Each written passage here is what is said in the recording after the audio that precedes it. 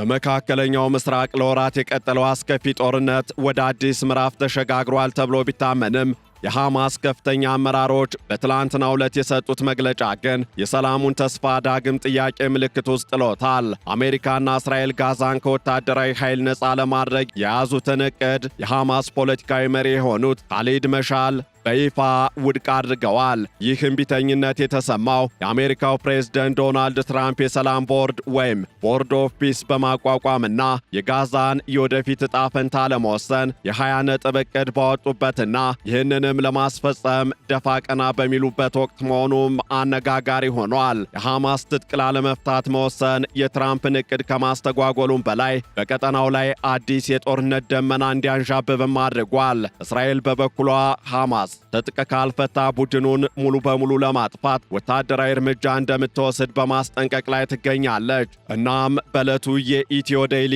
ዓለም አቀፍ የትንታኔ ዝግጅታችን የሐማስን እምቢተኝነት መንስኤዎች፣ የትራምፕን አስተዳደር ምላሽ፣ እስካሁን የደረሰውን ሰብአዊ ጥፋትና የቀጠናውን የወደፊት ስጋቶች ልንመለከት ወደድን። ዓለም አቀፍ የትንታኔ ዘገባ ዝግጅቱ ጋር ታሪኩ ጋሹ ነኝ።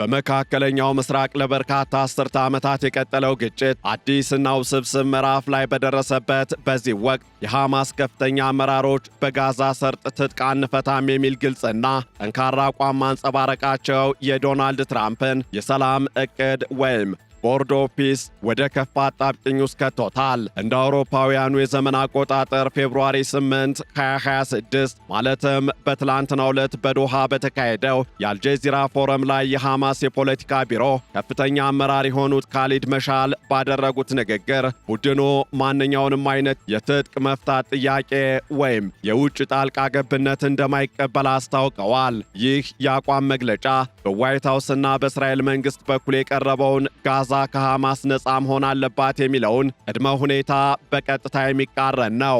እናም በዚህ በዶሃ በተካሄደው የአልጀዚራ ፎረም ላይ የሐማስ የውጭ ጉዳይ ፖለቲካ መሪ ካሊድ መሻል ባደረጉት ንግግር ቡድናቸው ትጥቅ የመፍታትን ሐሳብ በፍጹም እንደማይቀበለው በግልጽ አስታውቀዋል። መሻል ሲናገሩ የመቋቋም ኃይልን፣ መሳሪያውን እንዲሁም ይህንን ተግባራዊ ያደረጉትን አካላት እንደ ወንጀለኛ መቁጠር ፈጽሞ የማንቀበለው ነገር ነው ብለዋል። እንደ መሻል ገለጻ እስራኤል ፍልስጤምን በወረራ በያዘችበት ሁኔታ ትጥቅ መፍታት ማለት ፍልስጤማውያንን ለጥፋት እንዲመቻቹ አድርጎ አሳልፎ መስጠት ነው። መሻል አክለውም ወረራ እስካለ ድረስ መቋቋም ይኖራል፣ ተጽዕኖ መፍጠርም እንዲሁም ውጊያን በማድረግ የራስን ሉዓላዊነት ለማስከበር መንቀሳቀስም ይኖራል። መቋቋም በወረራ ስር ላሉ ሕዝቦች መብት ነው በማለት የትጥቅ ትግሉን ሕጋዊነት ለማረጋገጥ ሞክረዋል። ሐማስ ትጥቁን ላለመፍታት ያቀረባቸው ቁልፍ ነጥቦች የሚከተሉ ሲሆኑ አንደኛው መሳሪያው ለፍልስጤማውያን ሕልውና ዋስትና መሆኑ ነው። ሁለተኛው በጋዛ ላይ የሚመጣን ማንኛውንም የውጭ አስተዳደር ወይም ሞግዚትነት አለመቀበል ነው።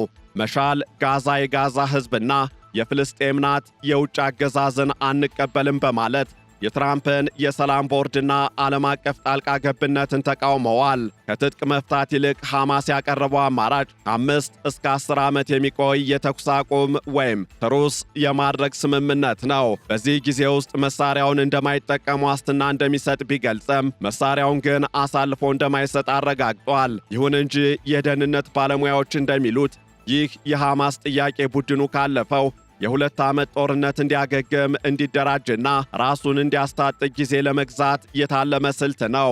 በሌላ በኩል ደግሞ የፕሬዝደንት ዶናልድ ትራምፕ የ20 ነጥብ የሰላም ዕቅድ ጋዛን መልሶ ለመገንባትና ሰላምን ለማስፈን ያለመ ቢሆንም የሐማስ ትጥቅ መፍታት እንደ ግዴታ ተቀምጧል። ትራምፕ ሐማስ ትጥቅ ለመፍታት ቃል ገብቷል በማለት በተደጋጋሚ ቢናገሩም በተጨባጭ ግን ሐማስ እንዲህ አይነት ስምምነት ላይ አለመድረሱን የመሻል ንግግር ያረጋግጣል። ትራምፕ ያቋቋሙት የሰላም ቦርድ እንዲሁም የጋዛ ሥራ አስፈጻሚ ቦርድ ወይም ጋዛ ኤክስኪዩቲቭ ቦርድ እንደ ስቲቭ ዊትኮፍ፣ ጃሬድ ኩሽነር እና ቶኒ ብሌር ያሉ ታዋቂ ሰዎችን ያካተተ ቢሆንም ፍልስጤማውያን ግን ይህንን እንደ ውጭ አገር ጣልቃ ገብነት ይመለከቱታል። ሐማስ ትጥቅ አልፈታም ማለቱ የትራምፕን የሰላም ሂደት ሁለተኛ ምዕራፍ ወይም ፌስቶ አደጋ ላይ ጥሎታል። የዚህ ምዕራፍ ዋና አካል የሆነው የጋዛ መልሶ ግንባታና ዓለም አቀፍ የሰላም አስከባሪ ኃይል ወይም ኢንተርናሽናል ስቴቢላይዜሽን ፎርስ ምሪት ሐማስ ትጥቅ ሳይፈታ ሊተገበር የማይችል ህልም ሆኗል። እስራኤል ሐማስ የታጠቀ ኃይል ሆኖ በቆየበት ሁኔታ ከጋዛ እንደማትወጣ በግልጽ አስታውቃለች። ይህ ደግሞ በትራምፕ አስተዳደርና በእስራኤል መካከል ያለውን ግንኙነት ሊያሻክረው ይችላል። ምክንያቱም ትራምፕ ስምምነቱ እንዲሳካ ይፈልጋሉ። እስራኤል ደግሞ የደህንነት ስጋቷ ሳይቀረፍ እርምጃ ለመውሰድ ፈቃደኛ አይደለችም።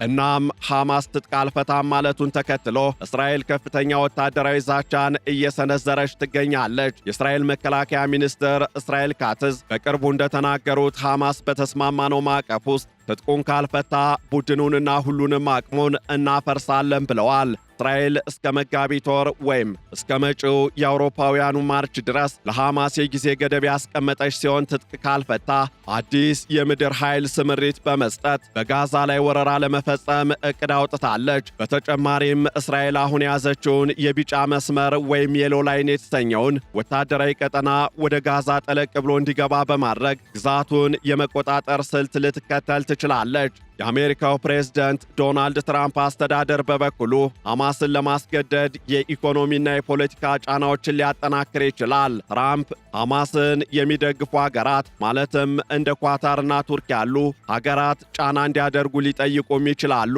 ሆኖም ሐማስ እምቢተኝነቱ ከቀጠለ አሜሪካ ለእስራኤል የምታደርገውን ወታደራዊ ድጋፍ በመቀጠል ቡድኑን በኃይል የማዳከም ሥራ ልታበረታታ ትችላለች። ይህ ደግሞ ቀጠናውን ወደ ረዥም ጊዜ ግጭት ውስጥ የሚከት እርምጃ ይሆናል። እናም ከአውሮፓውያኑ ጥቅምት 2023 ጀምሮ እስካሁን ድረስ በጋዛ ላይ የደረሰው ጥፋት እጅግ ዘግናኝና አሳዛኝ ሆኖም እየተዘገበ ይገኛል። እንደ መረጃዎች ከሆነ እስካሁን ወደ 72000 የሚጠጉ ፍልስጤማውያን የተገደሉ ሲሆን ከ171000 በላይ የሚሆኑት ደግሞ ቆስለዋል። በጋዛ የሚገኘው መሠረተ ልማት 90% ያህሉ ወድሟል። ቤቶች፣ ትምህርት ቤቶች፣ ሆስፒታሎችና የውሃ መስመሮች ሙሉ በሙሉ ወይም በከፊል በመውደማቸው ወደ 2.2 ሚሊዮን የሚጠጋው የጋዛ ሕዝብ ለከፍተኛ ችግር ተጋልጦ ይገኛል። የተባበሩት መንግስታት ድርጅት የጋዛን መልሶ ግንባታ ወጪ $70 ቢሊዮን እንደሚጠጋ ገምቷል። ከዚህ በፊት በተደረገው የሰላም ስምምነት መሠረት እርዳታ ወደ ጋዛ እንዲገባ ቢወሰንም እስራኤል የድንበር ማቋረጫዎችን በመዝጋቷና ጥቃቷን በመቀጠሏ እርዳታው ለሕዝቡ በአግባቡ እየደረሰ አይደለም። በየቀኑ የሚሞቱ ሰዎች ቁጥርም እየጨመረ ሲሆን ጋዛ የምግብና የመድኃኒት እጥረት ያለባት የመቃብር ስፍራ እንደሆነች እየተገለጸም ይገኛል። እናም አሁናዊውን የሐማስ መግለጫ ተከትሎ የተለያዩ ስጋቶችና ተግዳሮቶች እንደሚኖሩ እየተገለጸ ይገኛል። ሐማስ ትጥቅ አልፈታም ማለቱ ጋዛን ብቻ ሳይሆን በአጠቃላይ መካከለኛው ምስራቅን ወደ አደገኛ አቅጣጫ እየመራው ይገኛል። ጋዛ ለረዥም ጊዜ በእስራኤል ወታደራዊ ቁጥጥር ስር የመቆየት አደጋ ተጋርጦባታል። ይህ ደግሞ በጋዛ ውስጥ አዲስ የሽምቅ ውጊያና የማያቋርጥ ደም መፋሰስ እንዲኖር ያደርጋል።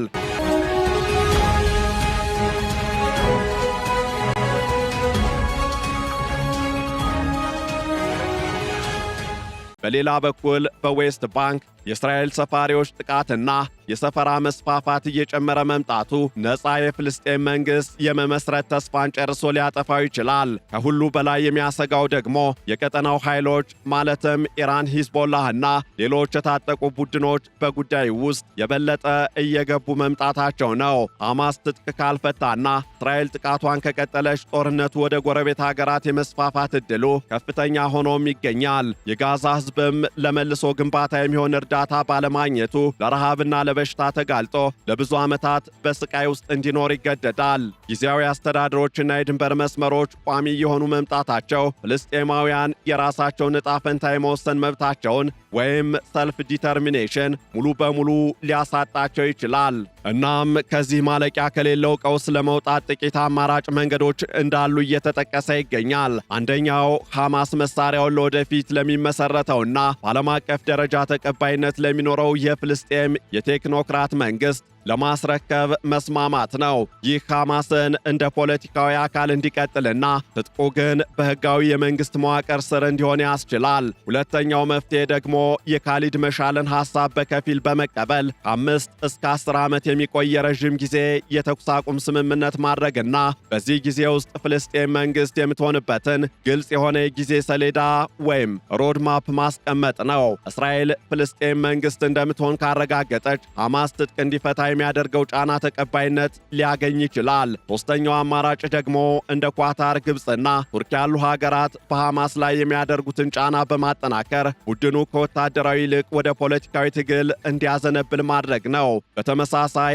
አሜሪካ በእስራኤል ላይ ጫና በማድረግ የሰፈራ መስፋፋት እንድታቆምና የሁለት ሀገር መፍትሄን ወይም ቱ-ስቴት ሶሉሽን እንድትቀበል ማድረግ ለዘላቂ ሰላም ወሳኝነት ይኖረዋል። እናም የሐማስ ከፍተኛ አመራር የሆኑት ካሊድ መሻል ትጥቅ አንፈታም ማለታቸው በመካከለኛው ምስራቅ ሰላም ለማውረድ የሚደረገውን ጥረት ትልቅ ፈተና ውስጥ ጥሎታል። ሐማስ ትጥቅ መፍታትን እንደ መጥፋት የሚመለከተው ሲሆን፣ እስራኤል ደግሞ የሐማስ መታጠቅን እንደ ቀጣይ ስጋት ትቆጥረዋለች። ይህ የሁለቱ ወገኖች ጽንፍ የረገጠ አቋም በመካከላቸው ያለውን ድርድር እጅግ አስቸጋሪ አድርጎታል። በትራምፕ አስተዳደር የተጀመረው የሰላም ቦርድ ጥረትም ያለ ፍልስጤማውያን እውነተኛ ተሳትፎና የፖለቲካ ራዕይ ስኬታማ መሆኑ አጠራጣሪ ነው። 72,000 ሰዎች ያለቁበትና የጋዛ መሠረተ ልማት የወደመበት ይህ ጦርነት በአስቸኳይ ፖለቲካዊ መፍትሄ ካላገኘ የቀጠናው የወደፊት ዕጣ ፈንታ ይበልጥ ጨለማ መሆኑ አይቀሬ ነው። የፍልስጤም ሕዝብ የመኖር እንዲሁም የራሱን መንግሥት የመመስረት መብት ሳይከበር ከዚህ አልፎም የእስራኤል የደህንነት ስጋት በዘላቂነት ሳይፈታ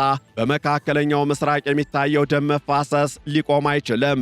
መፍትሄው ያለውም ከመሳሪያ ጥረት ይልቅ ወደ ጠረጴዛ ዙሪያ ንግግርና እውነተኛ የፖለቲካ ፍላጎት ላይ ማተኮር ቦታ ሲያገኝ ብቻ ነው። ይህንን ዓለም አቀፍ ትንታኔ ስናዘጋጅ ዘ ዴይሊ ሳባህ፣ ዘ ሚድል ኢስት ሞኒተር እንዲሁም ቢቢሲን በዋቢነት ተጠቅመናል።